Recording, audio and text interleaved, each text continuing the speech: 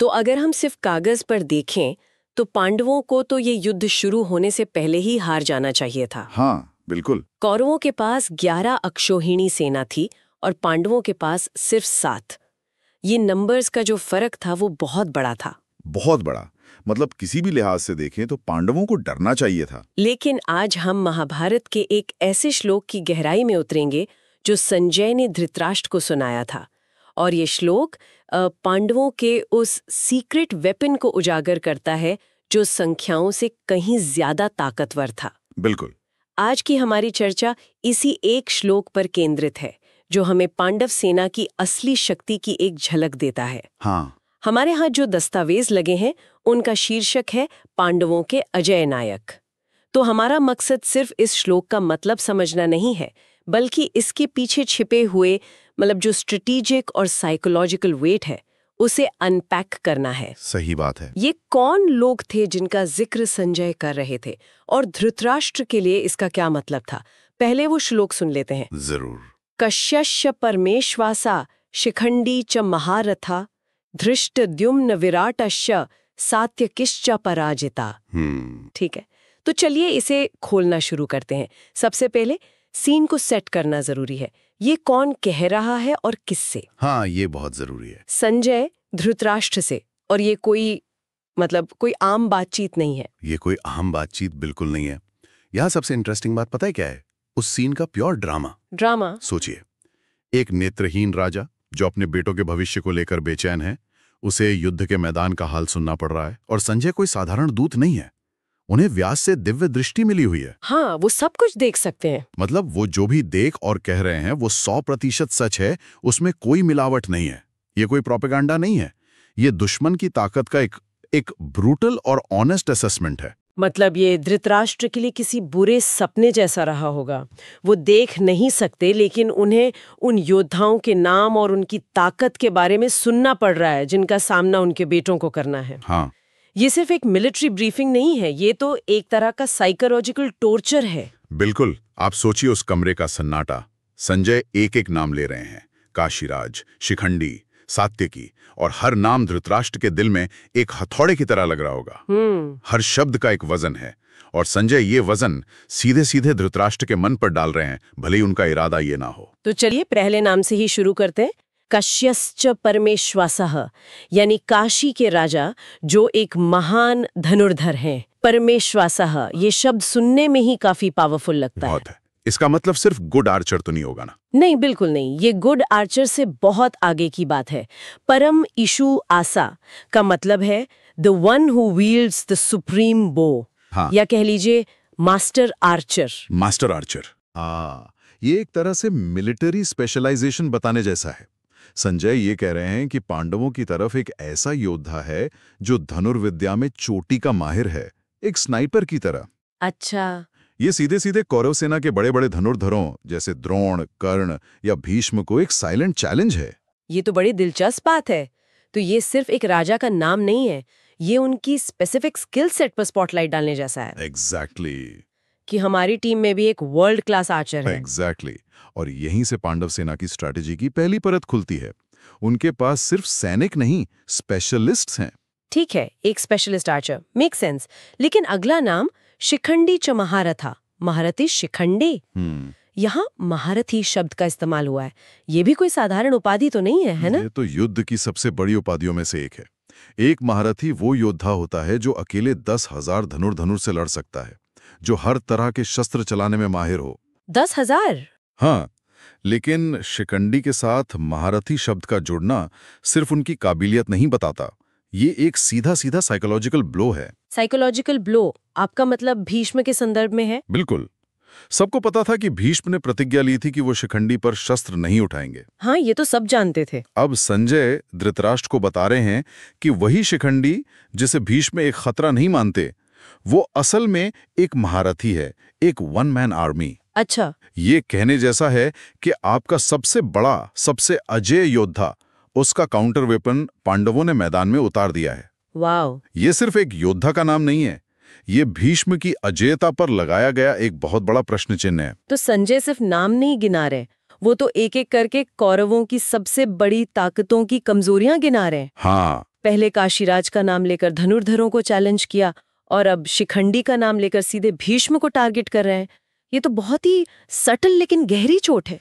यही संजय की रिपोर्टिंग की खूबी है। वो सिर्फ तथ्य बता रहे हैं, लेकिन उन तथ्यों का जो असर हो रहा है वो किसी भी शस्त्र से ज्यादा गहरा है। तो हमारे पास एक स्नाइपर हो गया और एक टारगेटेड वेपन। इसके बाद दो नाम एक साथ आते हैं, धृष्टद्युम्नो विराटश्च। धृष्टद्युम्न और विराट, ये नाम इंडिविजुअल स्किल से ज्यादा सेना के स्ट्रक्चर और लीडरशिप की तरफ इशारा करते हैं। सही कहा ना मैंने? एकदम। धृष्टद्युम्न को लीजिए, वो पांडव सेना के कमांडर इन चीफ हैं। हाँ, सेनापति। लेकिन वो सिर्फ एक सेनापति नहीं है। उनका तो जन्म ही यज्ञ की अग्नि से द्रोणाचार्य का वध करने के लिए हुआ था। ये उनका लाइफ पर्पस है। अच्छा। जब आपकी सेना का सेनापति एक ऐसे मिशन पर हो जो उसकी नियति है, तो उसकी प्रेरणा का स्तर क्या होगा आप अंदाजा लगा सकती हैं। वो सिर्फ युद्ध जीतने नहीं आया है, वो अपनी किस्मत पूरी करने आया है। मतलब उसकी मोटिवेशन पर्सनल है, प्रोफेशनल नहीं। और जब सेना का लीडर इतना ड्रिवन हो तो पूरी सेना का मोराल ही अलग लेवल पे होता है। बिल्कुल। ये दिखाता है कि पांडवों के पास एक साफ लीडरशिप स्ट्रक्चर है और उनका संकल्प बहुत मजबूत है। अब विराट को देखिए। हाँ, राजा विराट। राजा विराट सिर्फ एक और सहयोगी राजा नहीं है। उन्होंने पांडवों को उनके सबसे मुश्किल समय में अज्ञातवास के दौरान पनाह दी थी। सही बात है। वो पांडवों के राज के हिस्सेदार थे। उनका युद्ध में शामिल होना दिखाता है कि पांडव कैसे रिश्ते बनाते हैं, वो कैसी लॉयल्टी इंस्पायर करते हैं। सही कहा। ये कोई पॉलिटिकल अलायंस नहीं है जो सिर्फ मतलब के लिए हो। नहीं, ये एक गहरा परखा हुआ रिश्ता है। विराट का वहां होना ये संदेश देता है कि पांडव अकेले नहीं है और उनके दोस्त सिर्फ नाम के नहीं है, वो उनके लिए अपनी जान देने को भी तैयार है। और अगर हम इसे बड़ी तस्वीर में देखें तो धृष्टद्युम्न स्ट्रैटेजिक लीडरशिप का प्रतीक है और विराट मजबूत राजनीतिक और भावनात्मक गठबंधनों का। संजय धृतराष्ट्र को बता ने कि पांडवों की सेना सिर्फ योद्धाओं का झुंड नहीं है, it's a well laid, well supported and highly motivated fighting force. और अब हम आते हैं इस श्लोक के क्लाइमैक्स पर। हाँ, आखिरी हिस्सा है सात्विकिश्चा अपराजितः।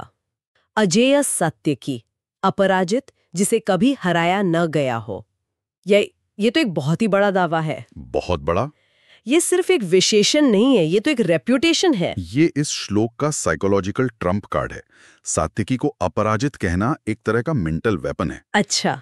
आप सोचिए, युद्ध अभी शुरू भी नहीं हुआ है और संजय कह रहे हैं कि सामने वाली टीम में एक ऐसा प्लेयर है जिसे आज तक कोई हरा नहीं पाया। ये तो वैसा ही है जैसे आप किसी क्रिकेट टीम के खिलाफ खेलने जाएं और आपको पता चले कि उनका स्टार बल्लेबाज आज तक कभी 0 पर आउट ही नहीं हुआ है। बिल्कुल। ये आपके आत्मविश्वास पर सीधा हमला है। आप मैदान में उतरने से पहले ही थोड़ा सहम जाते हैं। प्रिसाइसली। और ये एक जरूरी सवाल खड़ा करता है। एक राजा जो अपने बेटों की जीत के लिए चिंतित है, वो जब सुनेगा कि दुश्मन की सेना में एक अनकॉन्कर्ड हीरो है, तो उसके मन पर क्या बीतेगी? क्या उसके मन में ये ख्याल नहीं आएगा कि क्या हम सच में जीत सकते हैं? संजय का ये एक शब्द अपराजिता कौरव खेमे में बेचैनी पैदा करने के लिए काफी है। लेकिन क्या इसका उल्टा असर नहीं हो सकता? क्या धृतराष्ट्र या दुर्योधन ये सुनकर और ज्यादा गुस्से में नहीं आ सकते थे? आ सकते थे कि देखो ये लोग पहले से ही अपनी जीत का ढिंडोरा पीट रहे हैं, हम इन्हें दिखाएंगे। ये एक पॉसिबिलिटी है, लेकिन युद्ध के मैदान में गुस्सा हमेशा फायदेमंद नहीं होता। गुस्सा आपको लापरवाह बना सकता है, लेकिन शक, डाउट, हाँ, वो एक ऐसा जहर है जो धीरे धीरे फैलता है और आपकी हिम्मत को अंदर से खोखला कर देता है। संजय ने यहाँ शक का बीज बो दिया है। सही बात है। सात्विकी की ये उपाधि सिर्फ एक तथ्य नहीं है, ये एक चेतावनी है जो हवा में तैर रही है। तो इन सब का मतलब क्या है? अगर हम इन सभी नामों और उपाधियों को एक साथ रखें, काशी के विशेषज्ञ धनुर्धर, भीष्म के काउंटर शिखंडी, द्रोण स्लेयर, सेनापति धृष्टद्युम्न, वफादार सहयोगी विराट और अजेय सात्विकी, ये क्या तस्वीर बनाता है? ये हमें इस श्लोक के सेंट्रल थीम पर लाता है। जैसा कि स्रोत में कहा गया है, पांडवों की सेना केवल संख्या में ही नहीं बल्कि सामर्थ्य और वीरता में भी अत्यंत मजबूत थी। ये श्लोक इसी सामर्थ्य का ब्लूप्रिंट है। कौरवों की सेना एक विशाल पारंपरिक सेना थी, 11 अक्षौहिणी, लेकिन संजय इस एक श्लोक से बता रहे हैं कि पांडवों की सेना एक स्पेशल फोर्सेस टीम की तरह है। स्पेशल फोर्सेस, ये एनालॉजी तो एकदम परफेक्ट बैठती है ना? हाँ। कम संख्या में लेकिन हर सदस्य एक एलीट स्पेशलिस्ट है जिसे एक खास काम के लिए चुना गया है। बिल्कुल। हर नाम जो हमने डिस्कस किया वो एक खास रोल पूरा कर रहा है। जी। काशीराज लॉन्ग रेंज प्रिसीजन के लिए, शिखंडी एक हाई वैल्यू टारगेट यानी भीष्म को न्यूट्रलाइज करने के लिए, धृष्टद्युम्न कमांड एंड कंट्रोल के लिए, विराट अलायंसेस और मोराल के लिए। और सात्यकी, वो तो शौक एंड ऑ पैदा करने के लिए, दुश्मन का मनोबल तोड़ने के लिए। वाह। संजय एक ही श्लोक में पांडवों की पूरी वॉर स्ट्रैटेजी का सार धृतराष्ट्र के सामने रख देते हैं। और वो स्ट्रैटेजी है क्वालिटी विल ट्रम्प क्वांटिटी। हमारी ताकत हमारे हुनर और हमारे संकल्प में है, हमारी गिनती में नहीं। तो आज के हमारी इस चर्चा से जो बातें निकल कर आई हैं वो वाकई कमाल की हैं। पहली बात, ये श्लोक सिर्फ नामों की एक लिस्ट नहीं है, ये संजय की एक स्ट्रेटेजिक रिपोर्ट है जो धृतराष्ट्र के मन में भय और संदेह पैदा करने की क्षमता रखती है। बिल्कुल। दूसरी बात, इसमें जिन योद्धाओं का जिक्र है, काशी के राजा, शिखंडी, धृष्टद्युम्न, विराट और सात्यकी, उन्हें सिर्फ उनके नाम से नहीं बल्कि परमेश्वासा, महारथा और अपराजिता जैसी उपाधियों से पहचाना गया है। हाँ, जो उनकी स्पेसिफिक मिलिट्री रोल और रेपुटेशन को हाईलाइट करती हैं। और सबसे बड़ा टेकअवे ये है कि पांडव सेना की असली ताकत उनकी गिनती में नहीं बल्कि उनके योद्धाओं के असाधारण सामर्थ्य, विशेषज्ञता और गहरे संकल्प में थी। हाँ। ये एक ऐसी सेना थी जिसे हल्के में लेना कौरवों की सबसे बड़ी भूल साबित हो सकती थी। जाते जाते एक विचार करने वाली बात छोड़ जाता हूँ। बताइए। स्रोत और नायकों पर ध्यान केंद्रित करता है जिनका उल्लेख इस श्लोक में किया गया है, लेकिन ये सोचने पर मजबूर करता है कि इस श्लोक में किसका उल्लेख नहीं किया गया है और क्यों। अच्छा। किसी भी संवाद की ताकत कई बार इस बात में भी होती है कि क्या नहीं कहा गया। इस खास पल में संजय ने अर्जुन या भीम जैसे पांडवों के सबसे बड़े सुपरस्टार्स का जिक्र क्यों नहीं किया? ये तो सोचने वाली बात है। इन नायकों को हाईलाइट करने का चुनाव हमें संजय की नैरेटिव स्ट्रैटेजी के बारे में क्या बताता है? क्या वो धृतराष्ट्र को ये याद दिला रहे थे कि जिन दो भाइयों से तुम डरते हो वो तो हैं ही, लेकिन असली खतरा तो सेना की डेप्थ में है। तुम्हारे हर बड़े योद्धा के लिए हमारे पास एक जवाब है।